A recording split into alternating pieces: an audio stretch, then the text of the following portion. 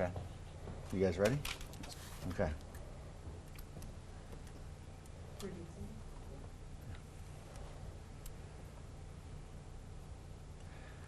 Deputy Roland, Deputy Wood, thank you so much for coming into Six on Your Side and sharing with us for the first time in a face-to-face interview what happened on November 1st of 2015.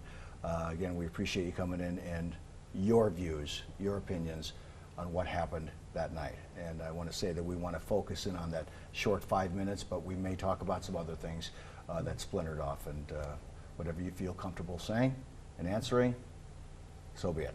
Thank you. I'll start with you, Deputy Wood. So Donna Yantis says that you murdered her husband. Is that the case? No, it's not. We responded to initially a car wreck, and that left an injured bull. That bull eventually needed, it was charging towards people and eventually charged towards me, leaving me no option but to shoot it to stop its charge. That was successful in stopping the charge, and then the bull laid down near the front of a truck and then needed to be put down. We were about to do that when the rancher showed up, and that's normally his job, his responsibility, so we decided to sit back and let him do that, and that's when things changed rapidly. Deputy Roland? Going back to when the bull charged, I just want to make it clear that there's some confusion about why Brian did not shoot him in the head and kill him immediately. When an animal like that is moving at night, Brian is responsible for every round that is fired.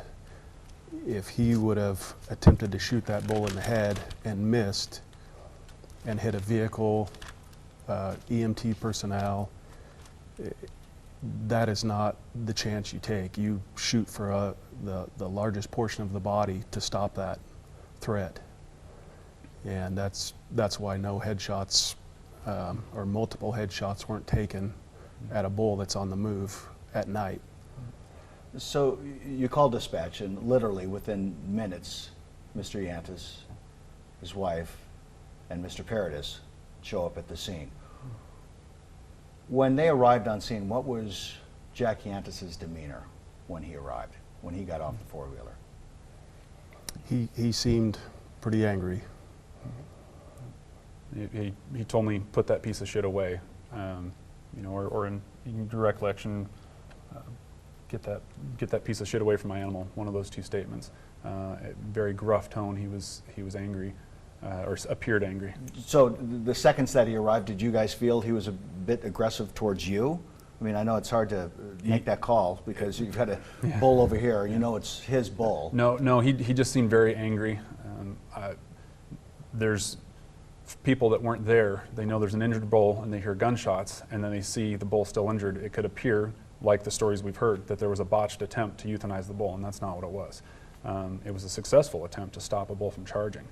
And so I don't want to, you know, guess what was in his mind, but that could look like we had just, you know, made a situation different for him, but we do know he appeared angry. Deputy Roland, you had said before that you will never forget that moment. Why is that? That's the only words I ever heard that man speak, and I didn't realize till later that he had heard the shots and possibly assumed that Deputy Wood was using his bull as target practice. I really had no idea during this entire investigation, why he was so mad. I'm just standing there and he comes down mad, and I just never realized. It seems it escalated with the rifle. His weapon was pointed in a direction that both of you felt very uncomfortable with, not only for your safety, but the folks that were already at the accident scene, correct? That's correct. Yeah. Initially, what drew our attention as a problem, Jack started to line up to shoot the bull from the side, which would have been directly behind that would be the truck it was up against. Certainly not a safety of human life, but not ideal either. But before I think that was just a quick moment, and then he kept stepping north and got in front of the bull, which was faced towards him. It then turned around later in the night where you see some of the pictures, but it was faced north, and he bent down and pointed his rifle in such a way as the rifle was parallel with the highway, pointed towards all of our first responders, the victims in that car crash, everyone. That's what drew our attention as a very serious safety problem. And at that moment, that's when the rifle came across, and at that moment, that's when the shots... No. No, at that moment was when we tried to get him to put that gun down. Yeah, do you want to, or I can explain that? I approached Jack, and you know, I'll mess up the words right now, but said, "Whoa, hey, hang on, don't do that."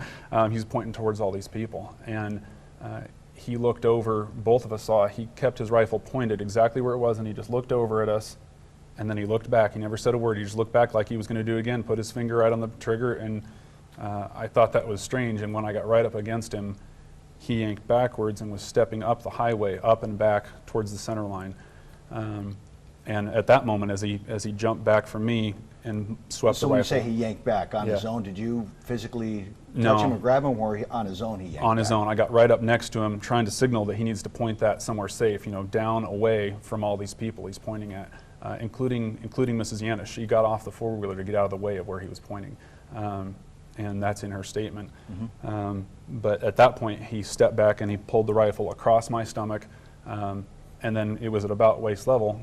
And as he's stepping, he keeps sweeping across all these people, right by my side here, as far as where the bullet would have gone if he fired then, but still pointing towards all these people. So I yelled, "Point it down, point the weapon down," and he just kept stepping. There's some differing accounts. I believe you have said before that you believe that he did grab him at some point. Is that the case? No, I assumed when Deputy Wood stepped up, they had both turned to the east, and it had appeared that Deputy Wood possibly had control of the rifle. But I could not see if he actually had his hands on that rifle. So that moment, the shots. No, at that moment, Deputy Roland, I believe, saved my life. Why? Mr. Yantis was, again, from my what appeared to me very, very angry. He was looking right at me while he's taking these steps and still swinging his rifle in front of everyone. And as I'm giving him commands, he still had that very angry look. And I started to realize at first this was a safety problem. Now I'm starting to wonder if this is a violence problem. Something is way different. Something doesn't fit. And I don't know what it was, what Cody said, what Deputy Roland said, but when he stepped up beside me, somewhere to my left, he issued a command, and I don't know if his command was more authoritative and he just did a better job or what, but something drew Mr. Yantis' attention from me, his anger from me, to Deputy Roland, and that's when he turned to Deputy Roland, shoved the rifle towards him, and fired. If he fired, as you say, where did that bullet go? According to investigators, it glanced off of something and landed back on the scene. And forensic results have indicated that there was no gunpowder or anything like that on any of your clothing, correct? No, that's not correct. Both my pants and my shirt had quite a bit of gunshot residue on it. Yeah, specifically gunshot residue that's consistent with a rifle round, not the pistol rounds he was using, so it would have come from at least some different weapon than his own. I think a lot of people now are saying this happened so fast, literally seconds, just a boom, boom, boom, boom. Mr. Yantis is down. What was being said from Donna Yantis and Rowdy Paradis at the time? Do you remember what they were they being aggressive towards you? Were they yelling at you? Were they specifically saying something to you that you can remember? They were yelling. I couldn't, it took a while to make out words. My ears were ringing. Just my whole head was pounding. But I could tell they were yelling, but I couldn't make out words for it was probably a couple minutes before I could actually make out what people were saying. And I was, I guess you'd call it tunnel vision. We had Mr. Yantis was now wounded or dead, I didn't know at the moment, on the ground. I have medical training specifically related to gunshot wounds. I went to him immediately. I don't know, a matter of seconds, went to him immediately to check on his condition, and we got him medical help right away. So I was focused on that and didn't see or hear anything for a little bit. I want to take it a step back just for a second. Mr. Yantis had a bolt-action rifle, and you guys are fairly versed in weapons. And so why, with what you were up against, I mean, an AR-15 and a pistol, why shoot as many times as you did? In an incident like that, you're not counting shots. You shoot until that threat is stopped. Whether the gun is on the ground, the person gives up, whatever it may be, you continue to shoot until that threat is over. We definitely wish that Mr. Yantis had behaved in a different way, given us different signals, something that the threat did not, there was no indication the threat was stopped for immediately, and we, as all training, anything civilian training for concealed weapons permits, law enforcement training, it's the same in the regard that anywhere you go for recognized training anywhere, you're trained to shoot to stop. You shoot to stop the threat. We don't shoot to kill, and we don't shoot to wound. We shoot to stop the threat. And then immediately after all of this happens, you see him laying on the ground. What was the feeling? What was the instant kind of, after all this is over, how were you feeling? Shock. Been in this incident, same type of incident numerous times where an animal has to be killed, the owner comes down. It was just complete shock that this is what had happened.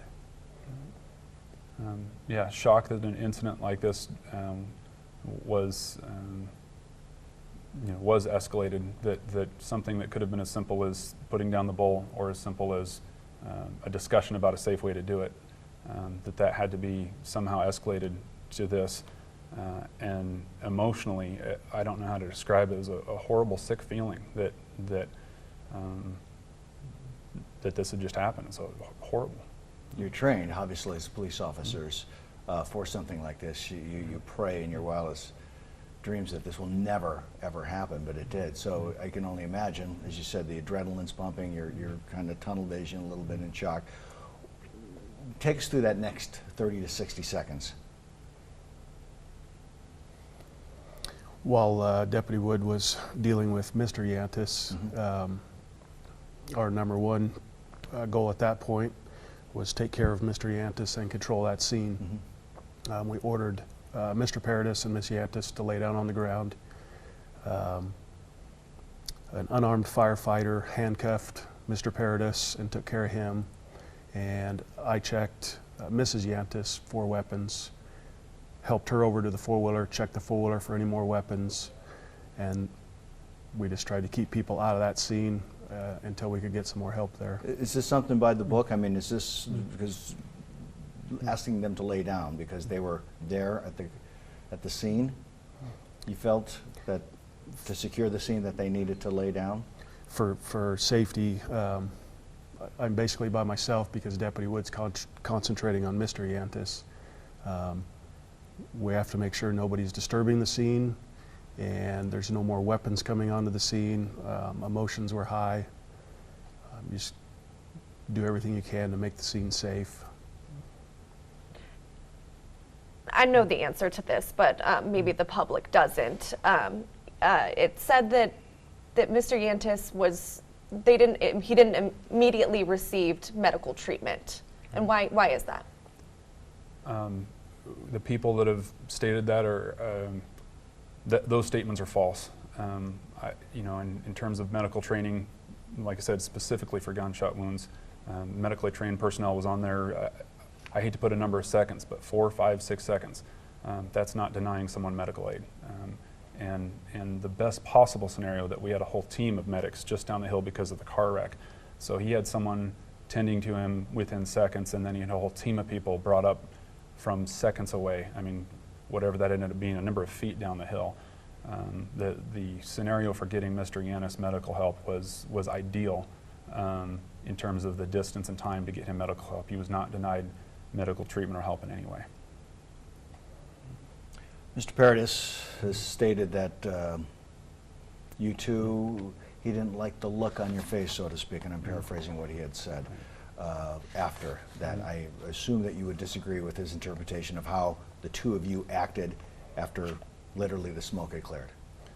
Is that fair to say? We would both disagree, and there was numerous third-party witnesses that disagreed with that as well. Smug, I think, is the word Right. he used. Now, to give you an idea of what other people have said about it, another medic that was on the scene said that he, to this day, is haunted by my face and Cody's face, what he saw in us that night. And I don't think he'd be haunted by a smug look. He was haunted by the pain and the emotions he can't describe that we were feeling. Mr. Paradis had also said that he believed that this entire situation was created and escalated by the both of you. What would you have to say to that? We attempted to de-escalate by getting Mr. Yantis to put that gun down. When he would not put that gun down and actually turn the gun on Brian and then me, that's what escalated the situation.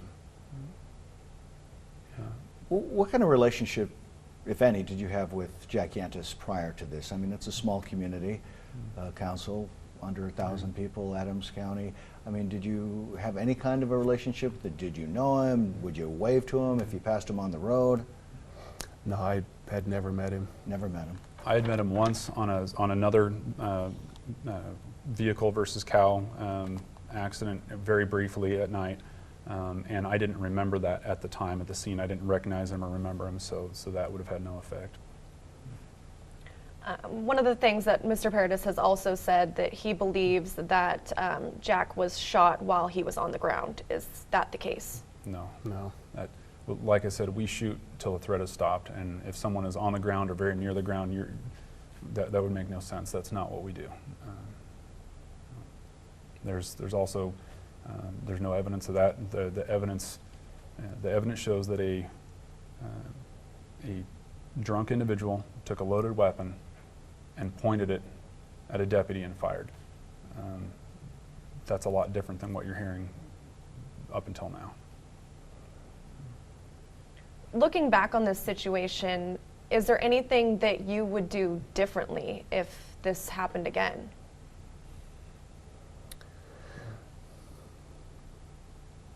The only thing that could be done different is agencies across the state could change procedures and come up with a solution when parties are called to come take care of an animal. There's going to have to be some way to make sure that whoever is coming into our scene with a weapon is not under the influence of any substance and they're in the right state of mind. If something like that could have been in place, maybe. Yeah, we all learn in hunter's ed, even or whatever safety course you take, that firearms and alcohol don't mix, and this is a horrible example of why that's the case. This shooting, within days, splits the community council and the surrounding areas. Walk us through what those first days were like for the two of you around town, around the county. Well, for my wife and I, we went home late. Well, it was early the next morning, but the next morning we got a phone call from the sheriff's office, and they said that we were getting death threats at a rate of about 1 an hour for myself and Cody. And my wife and I just looked at each other. We were not prepared for that. We didn't understand that. Death threats for what? For what reason? We did our job. We didn't do anything wrong. How in the world are there one death threat an hour? It rocked our world. It made no sense. The first week, probably, I didn't go into town. I stayed away from businesses. But eventually I started going into town. And the community is not as divided as you would think it is. We have a lot of support from the community. It got to where I was in town every day So you didn't feel threatened? Were you? No, a lot of the threats, going back to the bull, a lot of the threats came from animal rights activists. When the story went out that we gut shot the bull and gut shot it with my pistol, and there was nothing I could say about that. I knew I never fired a round, and I knew the bull wasn't gut shot. We couldn't say nothing about that, but that really upset animal rights activists, and they were a big part of the threats. But the community has been very supportive as a whole. There's a very vocal, very, very vocal group, but the community as a whole has been wonderful. We've received letters, calls, people inviting us to just be in their home, spend time with them. A lot of support. So are we overstating it in the media by saying that the community is split? I mean, I don't want to say 60-40 or 70-30, but you feel it's a minority of folks up there that. Yes. That's correct. Yeah. There is a lot of division because of that minority, but it's a significant minority. Were your families ever verbally attacked by other folks in town? Not in town, no. No. Just through the social media, phone calls, that kind of stuff? A lot of Yes. that. Is that scary for you at all? Is it scarier knowing that you're getting the threats or your family is? No, it scares me a lot more when my family was getting threats. I mean, they're threatening to burn and rape my children, and that really bothered me. I wasn't too concerned about the threats on myself because a lot of the threats were from out of state. And like I said, a lot of it was the animal rights activists, and they were told a story and they believed it, and we just had to sit and wait. Obviously, we're referring you to as two deputies, paid administrative leave with Adams County. What now for the two of you? That's a great question. I know for myself, we're looking at a number of options, weighing our options, considering what we can do and what we want to do next, and we're not entirely sure yet. You counsel each other on this? I mean, obviously, it's. You know, after November 1st, right before that shooting, I had just left a birthday party for my daughter. She just turned 1 year old, and after that night, I was just thankful to be alive. So anything I do during the week, the work week, is kind of irrelevant at this point. I just spend my evenings at home with my family and the weekends, and it really doesn't bother me to do whatever during the week. Would you like to go back and still work for Adams County? I would have to get back to you on that. Yeah, there's still a lot to consider. And if you did go back, would that be something that's concerning to you, knowing that there are people who are very vocally outspoken about not agreeing with some of the things that you feel happened that night? I think for both of us, we live very close to these people. These people know where our home is. Whether we work there or not, we are a target. And whether someone decides to act on that or not is we don't know. But I don't know that us going back to work or not would affect that significantly. So the decision to stay on the force, jury's still out, but it's your home. You love the area. I assume you'd like to stay here. You don't, right? You don't feel like when people say, "Well, I can't believe they wouldn't move," but you move No. where? Well, move where? I'm building a house right now. My wife and I bought some property and I'm building a house on it. It's a in our minds a big life achievement that we're working on, and I'm not going to give that up because a bunch of people or a small group of people or whatever it is mischaracterizing a situation. And like I said, we have a fair amount of support, people who love us and people who we love in that area. Is there anything that you would like, out of all of this, what's the most thing that you would like the public to take away from talking right now? Just the last 8 months, we've had to sit and keep quiet about things that we knew absolutely were not true. I'm hoping that the public will look at the facts, actually read the AG's report, not just skim through it, and make a decision based on those facts rather than jump to conclusions. I've read the report several times, and I read it again last night and picked up stuff that somehow I had missed the first time. All the facts are in there. All the forensic data is in there. The pictures are in there. We just want people to actually read it, look at the forensics and the photos, and it will show them what actually happened that night. The physical evidence is very clear. One of the last questions I just want to ask you guys, you know, they say in the darkest of times you find out who your true friends are. Is there something you want to say to those folks out there that have stood by you, besides your immediate family, your friends, that have supported you 100% Just thank through you. all of this? Thank you. Yes. I'm about to cry. The amount of support from the places I didn't expect. And like you said, you don't know who your friends are till a dark time. The friends that I thought were there that weren't, and then the people that I had no idea were there to support me and are. It's been probably every week I break down and cry with some new person that shows a type and a method and a way of support that I had no idea. It's been an incredible blessing. You have anything more? I have a couple questions that I'd specifically like to ask to you, Deputy Wood. Okay. There was some allegations in this information with the attempt to locate for you. There's some allegations of domestic violence, of threats against the department. Can you kind of speak to those at all? Most of them I can't because of pending litigation. I can tell you we're frustrated that issues or perceived issues in my personal life have been exaggerated to the point that where it went. We were very surprised and taken back by that. And like I said, I wish I could tell you more right now, and at some point I probably can. All right.